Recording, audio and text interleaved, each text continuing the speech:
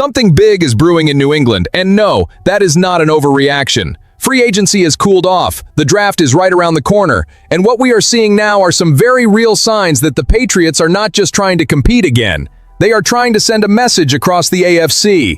When the offensive line starts taking shape, when veteran receiver rumors start heating up, when even a monster pass rusher gets tied to your team, that stops feeling like random off-season noise. That starts feeling like a blueprint. So smash that like button, subscribe to the channel, and lock in with me because the temperature in Foxborough is rising fast. If there is one storyline people might still be sleeping on, it is this rebuild of the Patriots' offensive line. Because fans love to talk about skill players, big-name rumors, splash moves, all of that. But you know where teams that want to win for real are built? In the trenches. And New England has made that crystal clear. Last year alone, this line went through a massive overhaul with 4 new starters and 3 new coaches. The payoff showed up in a big way. The Patriots went from dead last in Pro Football Network's offensive line impact score in 2024 all the way up to 12th in 2025. That is not some tiny footnote. That was a huge reason this team powered its way to Super Bowl 58. But here is where it gets really interesting. Even after that huge jump, the Patriots clearly looked at the end of the season and said, not enough. Not yet. There is still another gear this group can hit. That is where Elijah Vera Tucker comes in. New England moved Garrett Bradbury, cleared the runway for Jarrett Wilson to slide back to his natural spot at center, and then brought in Vera Tucker on a 3-year deal worth up to $42 million. That does not feel like depth. That feels like a statement. And listen to Vera Tucker himself. He said this line was already dominant, talked about Morgan Moses, talked about Big Mike, talked about Will Campbell, and made it clear he is coming in to add talent and work ethic. That is the kind of energy that fits Foxborough perfectly. Not a guy showing up trying to be the whole show. A guy showing up ready to be part of something bigger. Now yes, the injury history is real. You cannot just sweep that under the rug. Vera Tucker has played only 43 of a possible 85 games since entering the league, and that includes 2 torn triceps and a torn Achilles. That is serious. But if he is on track for OTAs and ready to roll, then suddenly New England has experience, versatility, and a stabilizer wedged right between 2 young pieces in Will Campbell and Jarrett Wilson.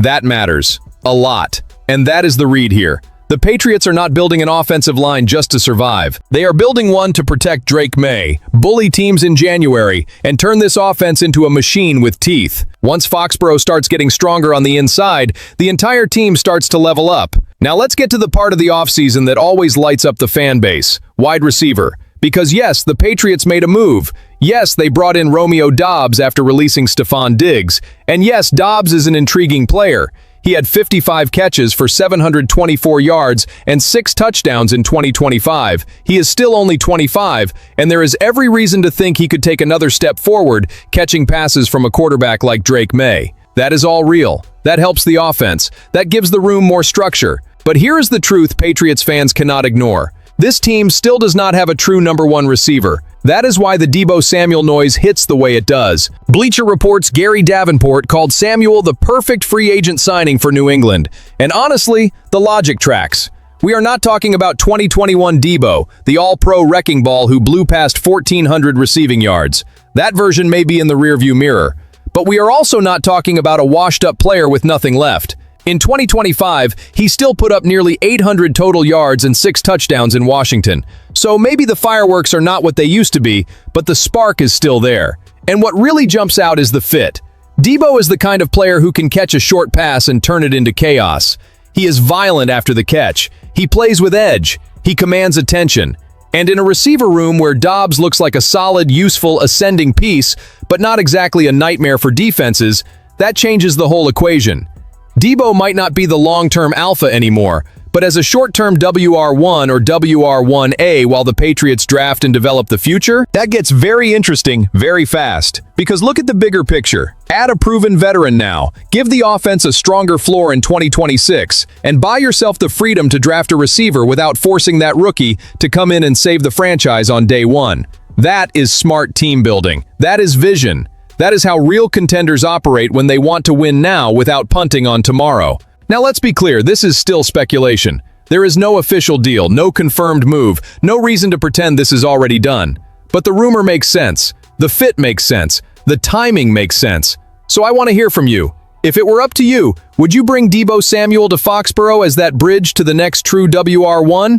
Drop it in the comments because that answer says a lot about what you think this offense still needs. And now we get to the rumor that can make a fan base stop in its tracks. Myles Garrett. Just hearing that name connected to the Patriots changes the mood instantly, because that is the kind of player who can raise the ceiling of a defense overnight. There is no trade locked in right now, and that has to be said. But the Browns did tweak Garrett's contract so his bonuses can be paid out 7 days before the season opener, instead of under the old structure. That does not confirm anything by itself, but it cracks the door open. And when a door like that opens, New England has every reason to peek through it. Gary Davenport also listed the Patriots as one of the strongest landing spots for Garrett, and it is not hard to see why. Drake Maye is still on his rookie deal, which gives the Patriots rare financial flexibility for a team that just got back to the top of the conference.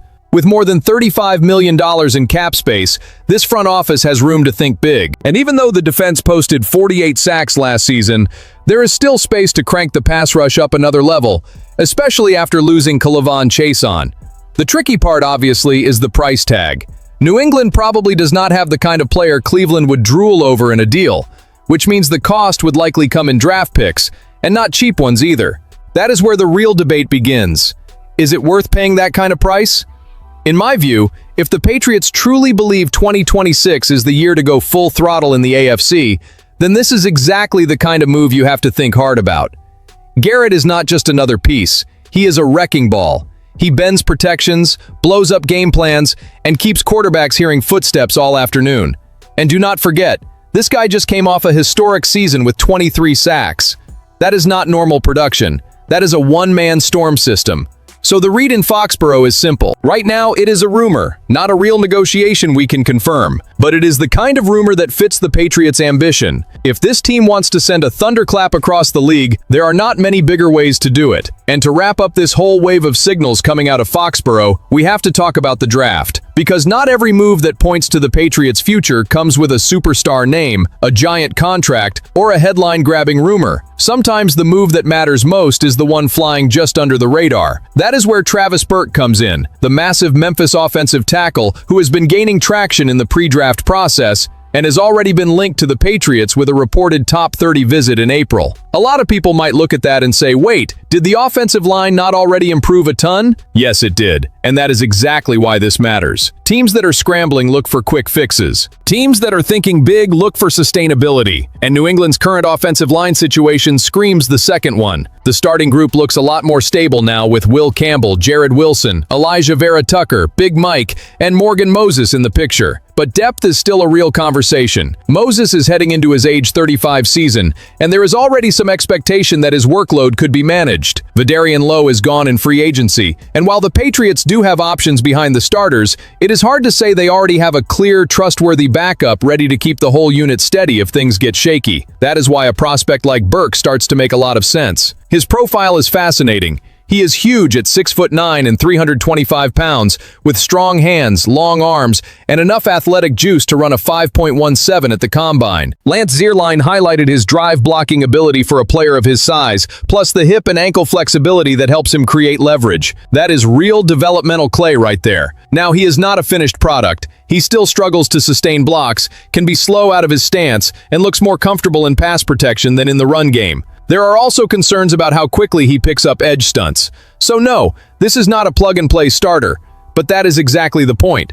This tells you the Patriots are trying to protect tomorrow without sacrificing today. Burke may not show up and play a huge role right away, but as a swing tackle with rare size and moldable traits, he fits the exact kind of bet good teams make to avoid future holes.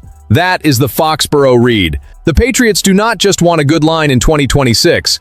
They want a stable line that can keep this whole project standing strong for years. At the end of the day, what we are seeing in New England does not feel like a random offseason. It feels like a build with purpose. The offensive line is being reinforced, the receiver conversation is still alive, the Myles Garrett dream is hanging in the air, and even the draft chatter points to a team thinking beyond the next headline. Not everything here is certain. Some of it is fact, some of it is interpretation, some of it is projection, but the signs are all on the table. So now I want to hear from you. Are you feeling the same thing? Hit that like button, subscribe to the channel, and get in the comments, because Patriots Nation is going to help measure just how hot things are getting in Foxborough.